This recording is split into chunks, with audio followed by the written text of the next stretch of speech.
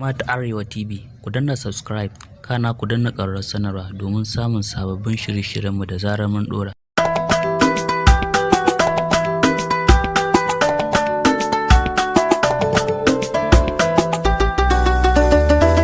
Ciwon idanuna kin mini magani, ne miki godiya kin ji masoyiyata. Ciwon idanuna kai mini magani, ne maka godiya ka ji masoyina.